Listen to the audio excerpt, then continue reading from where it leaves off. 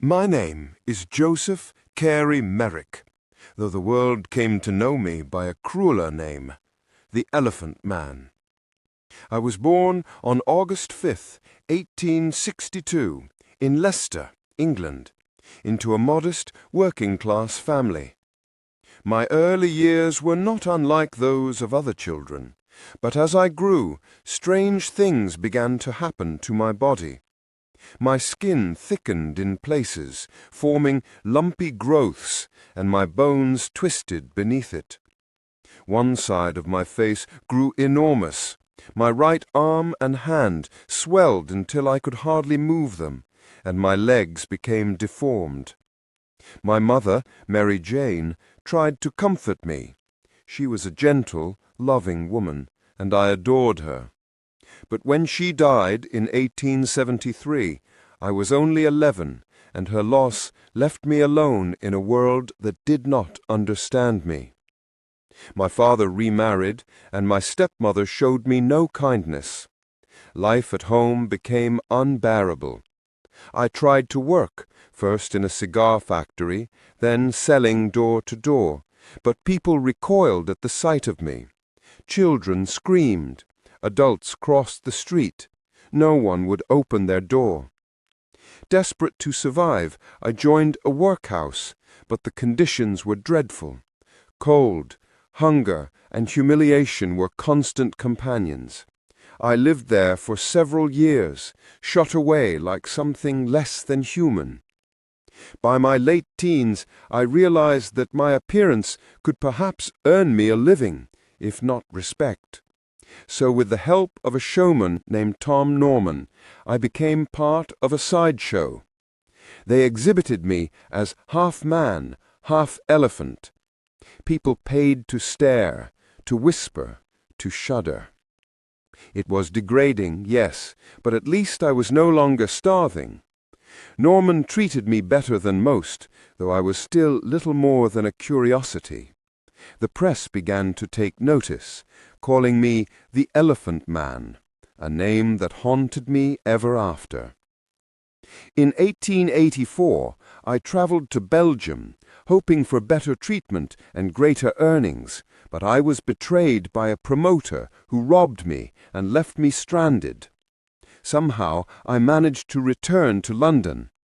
Exhausted, ill, and disoriented, I was found by the police at Liverpool Street Station. I carried with me the card of a surgeon I had once met, Dr. Frederick Treves, from the London hospital. The police contacted him, and that chance saved my life. Dr. Treves offered me shelter, first temporarily, then permanently, at the London hospital in Whitechapel. There, for the first time in my life, I was treated not as a monster, but as a man. He examined me, trying to understand the causes of my condition, but beyond the physical, he also saw my mind. I had read books, written poetry, and tried to educate myself despite my hardships. Treves introduced me to people of refinement, including Princess Alexandra, the Princess of Wales, who visited me and sent gifts. Her kindness touched me deeply. My days at the hospital were quiet, but dignified.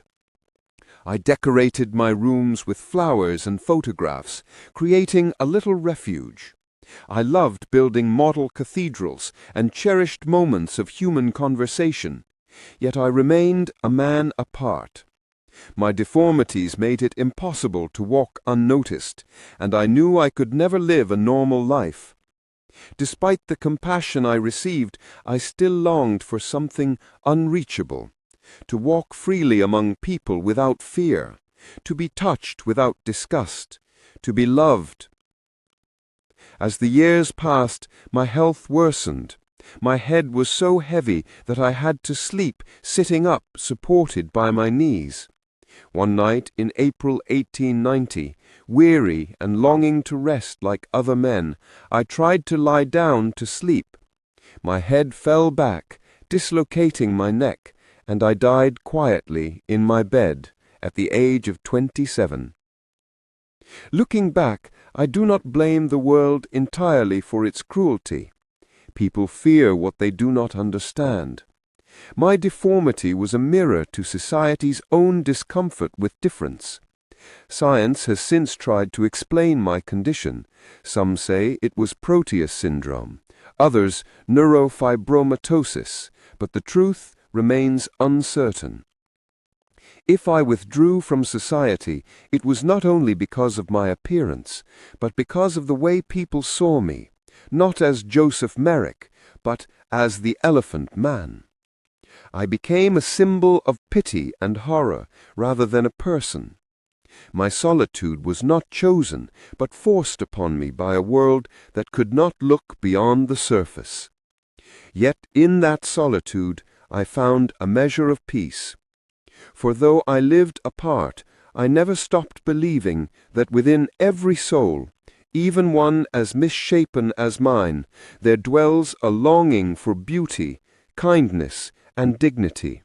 And that, perhaps, is what makes us all truly human.